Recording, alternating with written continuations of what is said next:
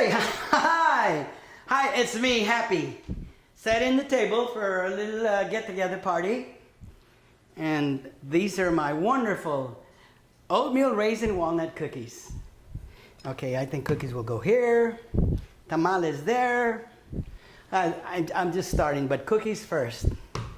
And stick around because I'm gonna learn you how to make these cookies. They're the most wonderful cookies ever. Yes, I mean it. And they're very easy to make.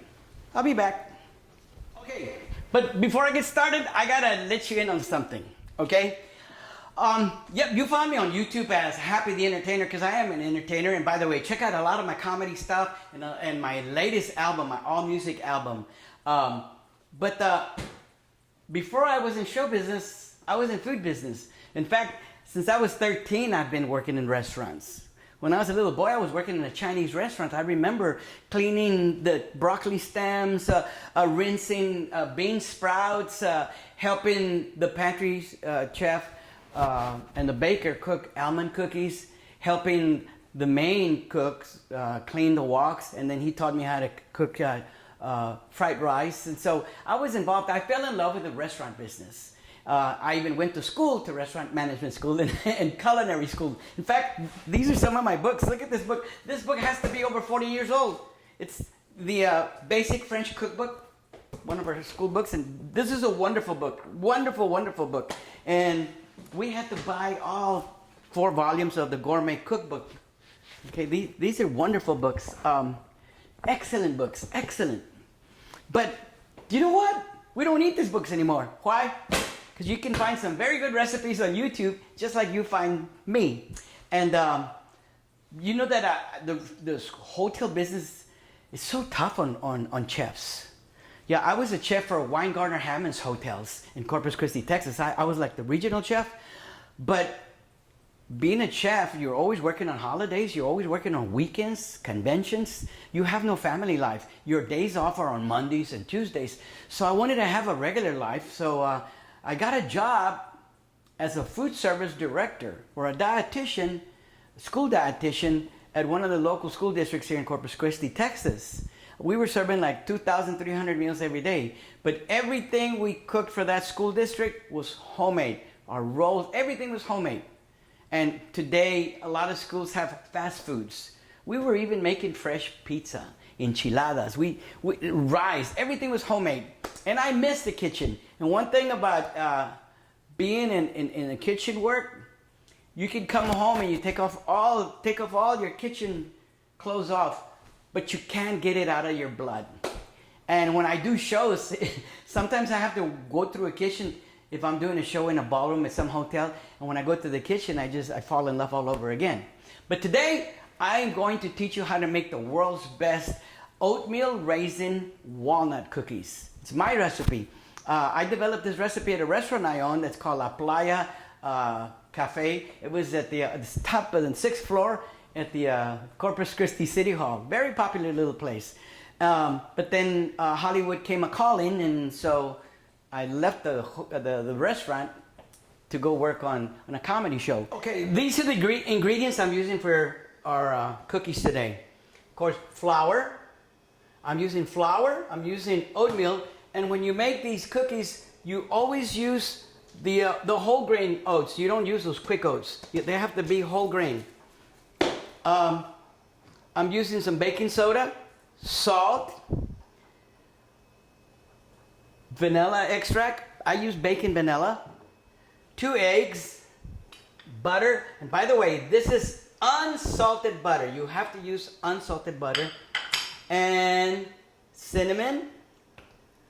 Of course, raisins. And now the secret to these wonderful cookies. Some ginger, some ground ginger, and a half a cup of chopped walnuts. All right?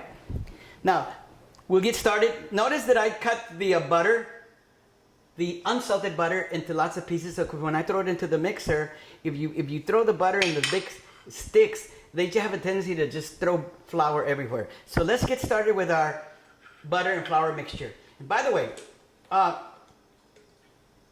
if you bring if you bring your flour out of the pantry, make sure you fluff it up a little bit. Fluff it up a little bit because it settles. And so if you measure 1 cup of flour, really you're not measuring 1 cup of flour, you're measuring 1 cup of compacted flour. So what I do, I fluff it up a little bit, and then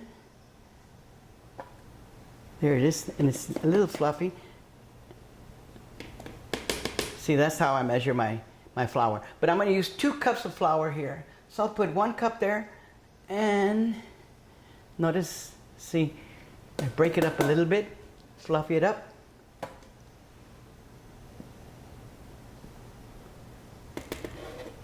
All right, I'll leave that there. That's it for the flour. But let me get the mixer going with our butter and eggs and sugars. Okay, if you noticed, I showed you all my ingredients. Like here I have the 2 teaspoons of vanilla extract and 2 eggs. I have my cup of sugar, brown sugar, my cup of white sugar, and as I mentioned earlier, 2 sticks of unsalted butter. The reason why I like to do this, have all your ingredients ready to go. Like that, you don't have to come back and wonder whether you added an ingredient to your recipe or not. Okay, this is part 1 of this recipe. Notice that I'm using a paddle here. I'm not using a wire whip. So 2 sticks of unsalted butter, 1 cup of dark brown sugar or light brown sugar, whatever you want, and 1 cup of granulated white sugar, and 2 teaspoons of vanilla extract. All right, that's part 1. Okay, and I like to start slow and mix it slow. There we go. Now that I have the cup here, it's so nice. I'm going to add 2 eggs to this mixture, but not yet. But it's always safe to crack your eggs into a little cup. I've seen many a cook in our kitchens try to crack the eggs over the mixer and accidentally have eggshells in the mixture. See, it's ready to go. I mix this here for about maybe a minute or 2. Now that it's all mixed, I know it's not gonna go everywhere, so I'm gonna up the speed a little bit. So what I'm doing, I'm softening the butter. But I didn't put softened butter there. I took the butter straight out of the refrigerator and put it in here. You don't want to use very soft butter, and I'll explain why later. Okay? There it is. It looks like a nice little paste. Now I add my 2 eggs in there. 2 large eggs would be fantastic, or 3 small eggs, but 2 eggs. Okay?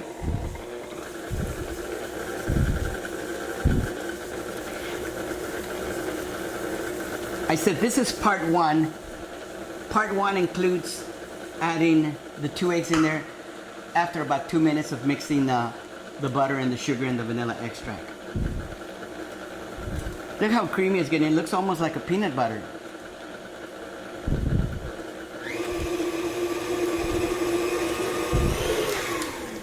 That's it. Now it's time to add our flour into it. But come this way. I'm going to show you how I mix my dry ingredients. I like this. When I built this house, I made sure that I built a house with a nice large kitchen and this very large island here. I put in here 2 cups of flour, and notice all my dry ingredients are ready to go into the flour. Half a teaspoon of ginger, 2 teaspoons, yes, I said 2 teaspoons of ground cinnamon,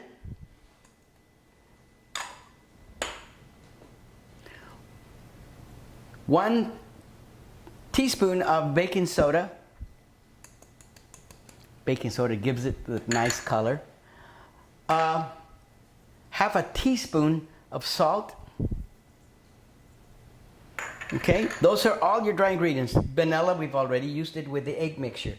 So it's all the seeds. So I know that I haven't missed a step. Why? Because my cups are empty. I haven't forgotten an ingredient. Okay? Now, I use a small sifter, and every time I bake, whether I'm making biscuits or bread or a breading, I always like to mix all the dry ingredients in here very well. Especially when if I'm baking bread or I'm making a cake, I like to know that baking powder went everywhere. I have no baking powder in here, but I'm mixing the ingredients very well. And here is very important. I want to make sure that little half a teaspoon of ground ginger goes everywhere. And you don't have to spend too much time making sure you do this, but see, notice as I went over there, I could see there a little clump of cinnamon in there. So, hey, the best takes a little while, okay? And today we are baking the best cookies ever. As I said, I love to bake, I love cooking. And people ask me, do you love cooking? I said, you know what? I do love cooking, but you know what I like better than cooking and baking is watching people eat my cooking. That's my joy. It's like people ask me, do you like singing? I said, I love to sing. I love doing shows. But I like watching my audience react to my music. I like watching my audience react to my comedy. Okay. That is mixed.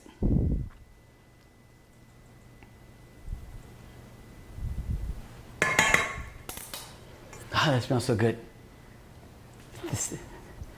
Something about ginger. All right, let's take it to the mixer.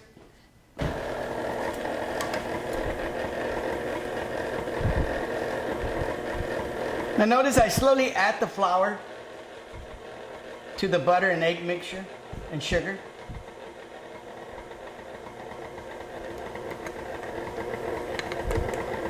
And why do I do that? Is because, again, I'm still very, very careful about the blending or process or the distribution of all those dry ingredients.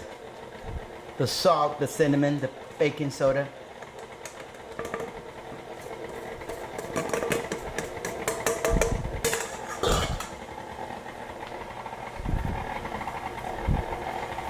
Now watch what I do here just to make sure that that paddle keeps a lot of that mixture inside of it. So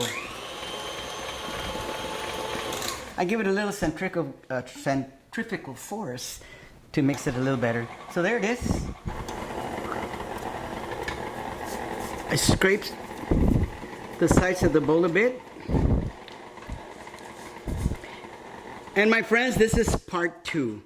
Adding all the mixing all the ingredients together and adding the flour to the part 1 of the mixture. Now comes part 3. Let me get my raisins, my oatmeal, and walnuts.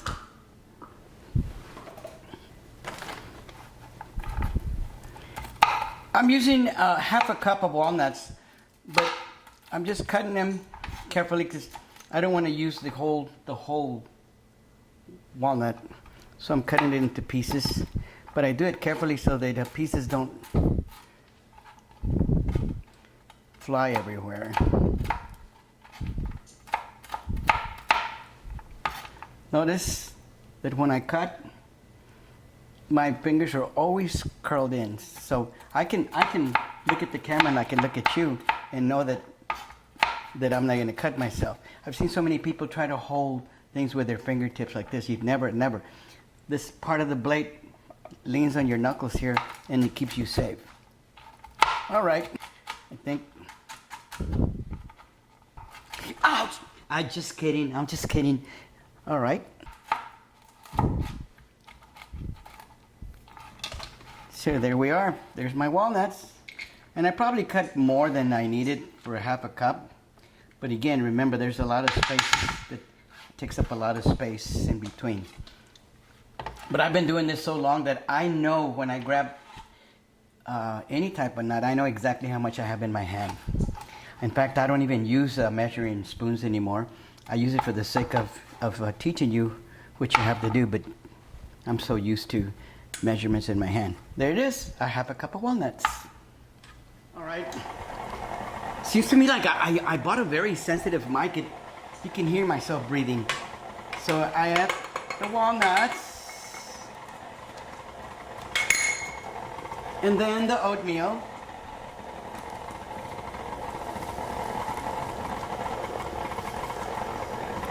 Notice that I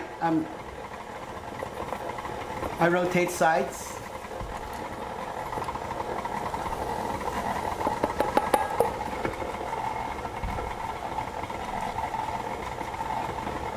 That's 2.5 cups of oatmeal, a half a cup of walnuts, and 1 cup of raisins. Now, if you keep these raisins in the refrigerator, make sure that you have them at room temperature when you're pouring them in the mixture, because they're separated, they're not clumped together.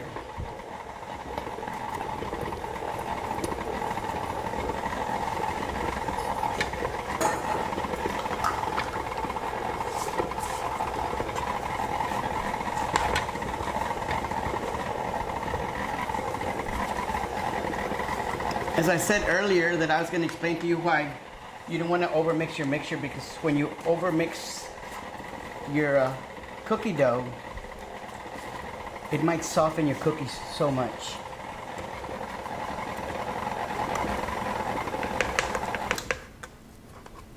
Now watch what I'm going to do. I'm going to try to get rid of some of that dough right in between the paddles. So I do this one time. That's it. Our dough is ready.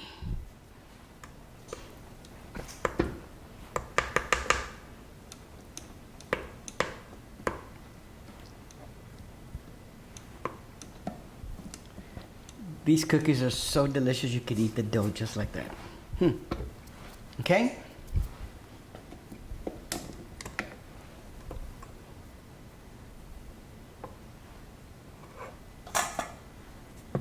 Now we'll move on to the other part of the baking, and that's setting them on cookie sheet. I guess some of you saw over there when I was cutting up the nuts, you saw a piece of my lunch. I just love making French bread. So good. Notice I'll use parchment paper and a cookie sheet.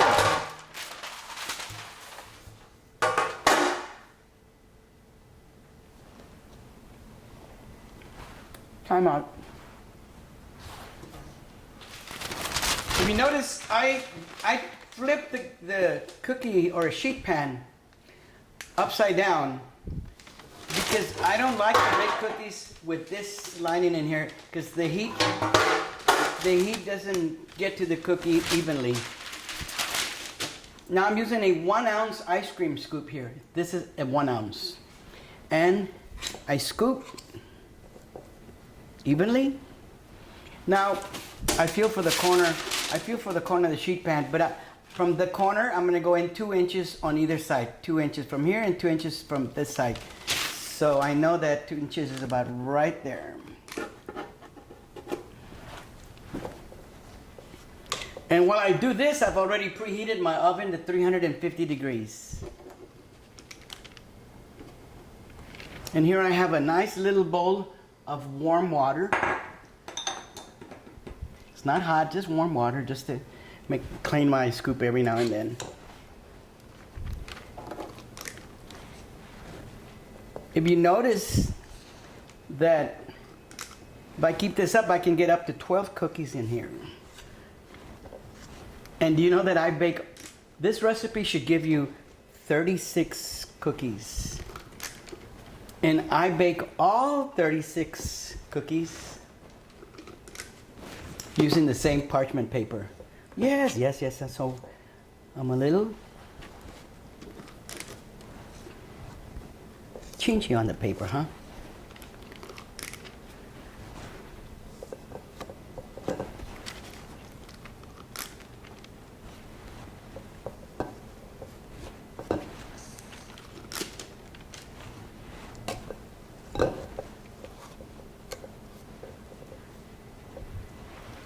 When I was a little boy, I'd get smacked if I came in here and took a little piece of this cookie dough.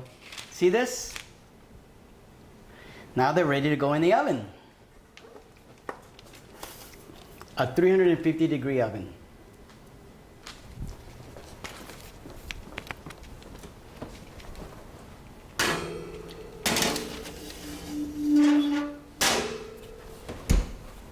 And cooking time, I would go 12 minutes. It's very difficult to know. I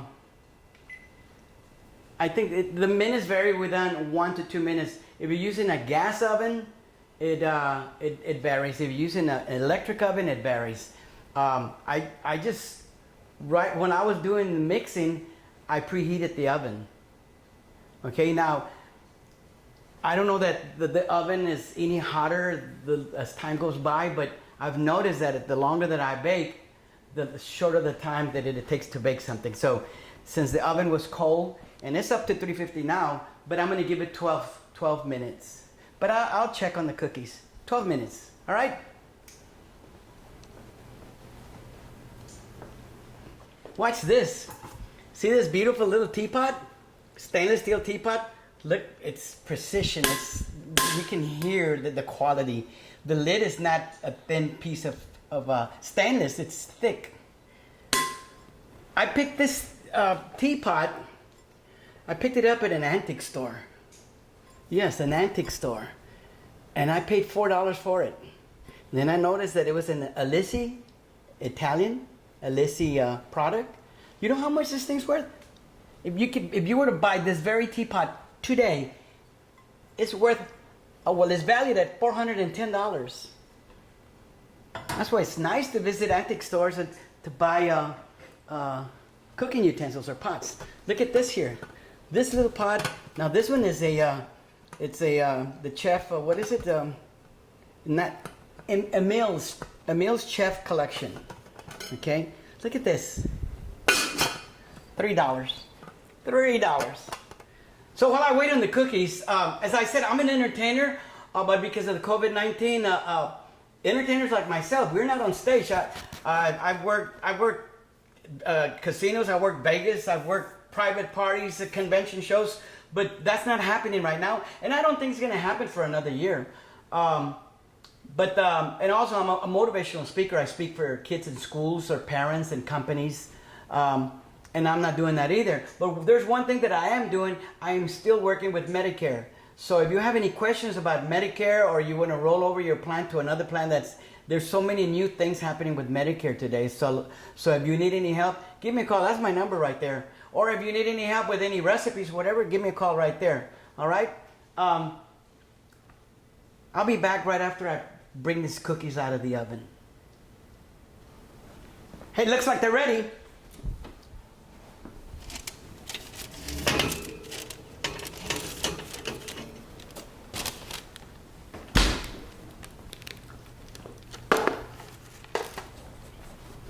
I immediately slide them off the sheet pan and let them sit on this cold granite here, because this thing is hot and I don't like them to continue baking. Oh yeah, look at these cookies. I can see that nice little golden brown shade. Look at that, see? Nice and golden brown. You have 12 minutes. 12 minutes, my oven, okay? Now,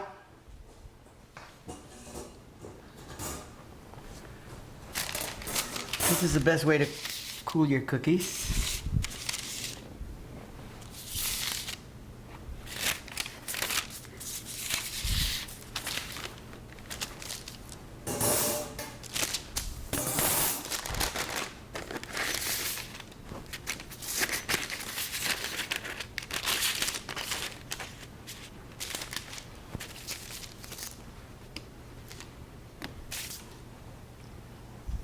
These are just the best cookies to give your kids when they come home from school. A cookie like this with a nice cold glass of milk. Or these are great for the holidays. They're great cookies. Look at this. Look at that. You know what these cookies are? Forget about it. Forget about it. Like my New York friends say, forget about it.